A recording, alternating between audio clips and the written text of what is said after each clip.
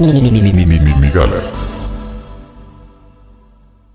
Esta historia es muy bonita, la historia de la evolución del lenguaje, porque no es nada más como esta palabra se convirtió en... La palabra A se convirtió en la palabra B. Por ejemplo, la palabra querer, que decía hace rato, ¿no? Querer tiene la misma raíz etimológica que query. En inglés es muy claro, ¿no? Lo que significa query es como buscar y buscar algo.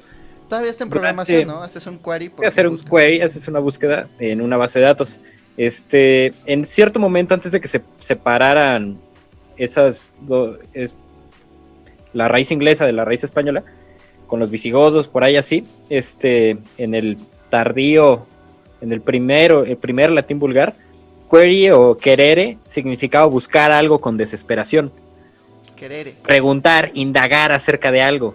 Querere, querere y luego querere. Y para nosotros se convirtió en una búsqueda del amor, y para el universo angloparlante se convirtió en una búsqueda de una base de datos.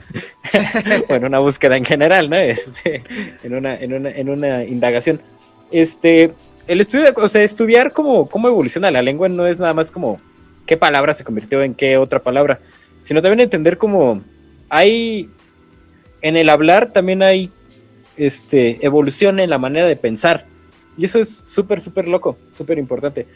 Por ejemplo, podría parecer aburrido, ¿no? Decir, pues, que después de la M tiene que ir una P o una B o una N o una B. Pero si hablamos, por ejemplo, de la ocupación de los árabes en España, nosotros no nada más calcamos algunas palabras como almohada y zanahoria, sino que calcamos formas de pensar de los árabes que estaban acá. Uh-huh. Por ejemplo, la idea de, güey, que Dios te cuide, o Dios mediante, o Ojalá. Sí, esa manera como reverencial de aludir a Dios y de encomendarse a Dios para muchas cosas en la vida, es un calco no lingüístico, porque, bueno, en ojalá sí, pero, o sea, Dios quiera, o que Dios te cuide, o Dios mediante, ya son calcos, cognoscitivos, ya son calcos de la manera de ver al mundo. Uh-huh. Y eso ya hace como mucho más interesante como hacer un estudio diacrónico de la lengua. Es exactamente lo mismo de decir, ¿por qué tenemos un pulgar, no? O ¿por qué tenemos los ojos enfrente de la cara? ¿Cuál fue la causa que nos llevó a desempeñarnos de esta manera? Y bueno, podríamos entender, ¿no? Que ¿por qué tenemos los ojos enfrente, Hobbit? Pues porque somos depredadores. Entonces las presas, como los caballos, los conejos y así, tienen los ojos de aquí a los lados porque tienen un campo de visión más amplio.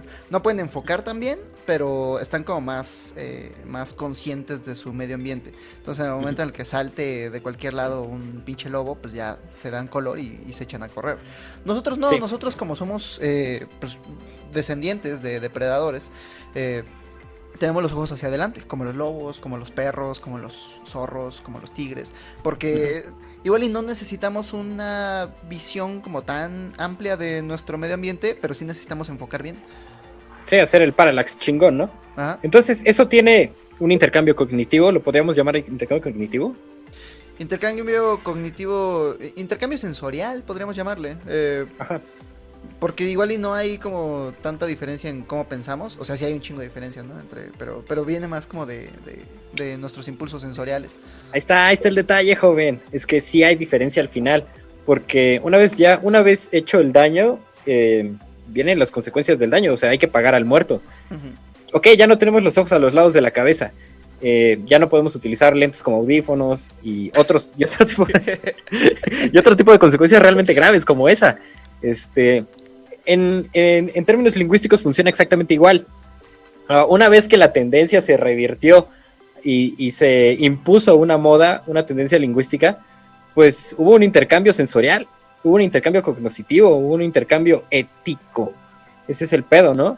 Ajá. O sea, yo pienso que no es lo mismo pensar como un descendiente de castellanos, descendientes de españoles, descendientes de visigodos, descendientes de romanos, descendientes de griegos, descendientes de asirios, descendientes de egipcios, que pensar como una persona de otra parte del mundo, ¿no? Uh-huh. Tiene una manera de ver al mundo, una manera de percibirlo y una manera de interactuar en consecuencia con con ese mundo. Y también buena para algunas cosas, pero también mala para otras. O sea, además de cómo es estudio diacrónico de la lengua, pues también se vuelve muy interesante un estudio sincrónico. ¿Qué significa esto para otras personas?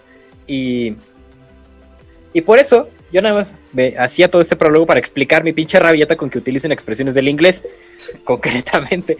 O sea, porque si no me gusta la manera en la que piensan las personas del imperio, las personas que tienen la tendencia así clara, ¿no? De dominación, sí. El destino manifiesto, el rápido y furioso. Tú necesitas hacer venting acerca de esto. Sí, es exacto. Maldita maldición. Goddamn curse, Hobbit. Maldita maldición. Bueno, en este podcast vamos a hacer venting acerca de estos issues que te ocurren. Para tener un aware y sacar un insight al respecto de ese pedo. Entonces, adquirir también una manera de hablar es adquirir una manera de pensar, ¿o no? ¿Te acuerdas de... Esto va a delatar un poco mi edad, ¿no? Cuando todavía había tele, había... Para los más jóvenes de la audiencia, había una experiencia compartida de la humanidad que se llamaba televisión. Todas las noches todos veíamos lo mismo y llegábamos a la escuela y hacíamos chistes del mismo episodio de Goku. Y en los comerciales, pues todos veíamos los mismos comerciales, ¿no? Entonces había un comercial de Nissan muy irónico, porque decía una pinche cosa estúpida, ¿no? Y decía, esta es la primera promoción que sí hace sentido. Y en aquel entonces todos decíamos, tiene sentido. Entonces para mí era como, güey, chingada está tratando de decir con que hace sentido. Ajá. No lo había conectado todavía con que en inglés el sentido se hace y en español el sentido se tiene. En inglés Ajá. es make sense. Oh, that makes sense. Y en español es, eso tiene sentido. Hay una gran diferencia, no es nada más un cambio en la palabra, sino que cuando hablas en inglés el sentido es algo que algo que proviene de ti, es algo que tú tienes que construir con el lenguaje, mientras que en el español las cosas automáticamente tienen sentido, el sentido es inherente a las cosas sí. Lo tienen. Cuando decimos, me hace sentido, entonces estamos importando la pura manera de pensar, sin el lenguaje. Sí, sin pedos. Ese pinche calco extraño, ¿no? Y que después se va a convertir como... O sea, cuando tú quieras ver a los lados con tus ojos, que tú los tenías puestos a los lados donde las orejas, resulta que no, que ya tienes los ojos puestos hacia enfrente. Uh-huh. Y hubo un intercambio ético. O sea, una implantación de un etos. Y, o sea, yo soy consciente, ¿no? De que estamos viviendo un proceso de homogeneización del lenguaje. O sea... Tanto los anglicismos, ¿no? Los calcos del inglés, las maneras de entender el mundo a través de imágenes, los símbolos en común, nos están llevando a muchas personas a pensar de una misma manera, y eso puede tener unas consecuencias bien cabronas. Uh-huh. O sea, para pronto eso significa un desarraigo de tu tierra. Pero se puede la homogenización del lenguaje. Toma, por ejemplo, la popularización del latín, ¿no? ¿Por qué hablamos tanto de los romanos? ¿Y por qué tuvieron más impacto cultural en el mundo que el imperio persa, por ejemplo, ¿no? Porque a los persas les valía verga qué idioma hablaras. O sea, ellos eran como, tú paga tus impuestos, eres nuestra satrapía. Cuando tengamos una guerra, llamamos a tus más jóvenes y ya. Tú puedes Ajá. gobernarte como quieras, creer en los dioses que quieras y hablar el idioma que quieras. Nosotros tranquilos con eso. Y los romanos no, los romanos sí tenían como un plan cultural de vamos a romanizar el mundo, vamos a poner acueductos, vamos a poner anfiteatros, pero también vamos a enseñarles nuestro idioma, que se vistan como nosotros, vamos a hacer del imperio romano una experiencia compartida del mundo. Pero el problema es que no había internet, entonces uh-huh. si le enseñas a los galos si le enseñas a los galos una versión del latín cuando los conquistas durante las conquistas de Julio César antes de que empiece el imperio y un siglo más tarde le enseñas a los partos la versión evolucionada de latín, pues no solamente es una versión distinta de latín que están aprendiendo ambos, sino que la manera en la que ellos hablaban, la forma en la que interactúan con su medio ambiente, la manera en la que interactúan entre ellos, va a hacer que el latín evolucione en direcciones distintas. Y a eso le atribuimos el origen de todas las lenguas romances, ¿no? El español, el francés, el romano, todas estas lenguas que provienen del latín, pero que son bien distintas porque sus poblaciones eran muy distintas. Ajá. hoy tenemos el internet, pero no estoy seguro de que tengamos la experiencia compartida. Ese es el pedo, que también el internet se vuelve ya una suerte de experiencia compartida, porque viene de la mano con un fenómeno económico muy cabrón. Hablar de globalización, pues es hablar de que sí, estamos teniendo experiencias transnacionales, experiencias trans en común.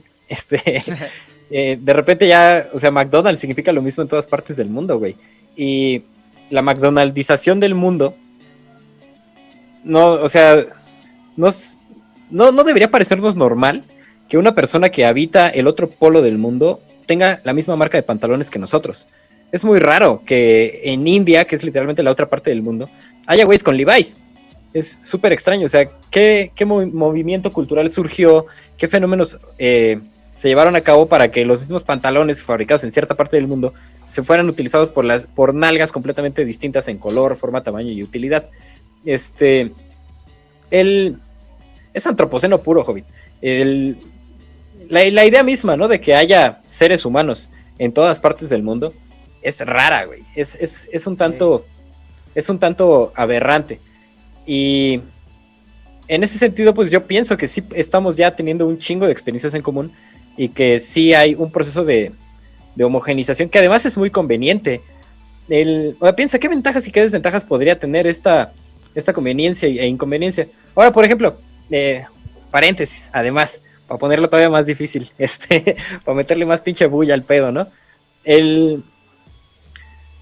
La persistencia como de, por ejemplo, del latín, no fue nada más un fenómeno como de movimiento de soldados romanos de militas, llegando a otros terrenos, apaleando gente y diciéndoles la cosa es así ahora, sino que también hubo un síndrome de Estocolmo con los conquistados. El mismo síndrome de Estocolmo que tenemos nosotros cuando construimos insights a partir del awareness que nos causa un binding.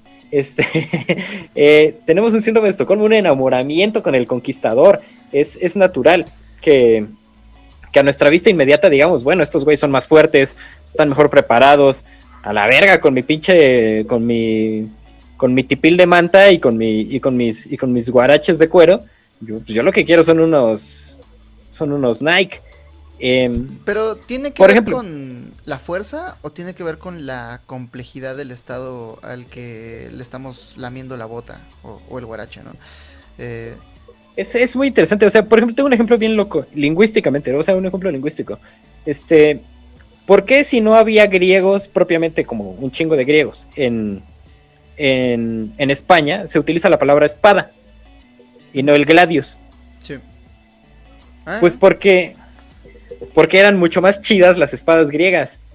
Porque era mucho más interesante saber que había griegos navegantes que eran unos pinches piratas acá súper, o sea, mega mamados y aparte súper aventureros y bien locotes y mucho más adinerados y no traían gladios esos güeyes, traían espadas. Uh-huh.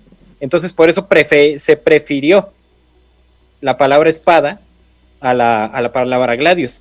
Síndrome de Estocolmo, conquista cultural, conquista económica, imposición cultural, o sea, ni siquiera hay, el asunto es tan sutil que parece una broma. El neocolonialismo, como lo conocemos ahora, ya no impone por la fuerza, sino que impone por la seducción, ¿no?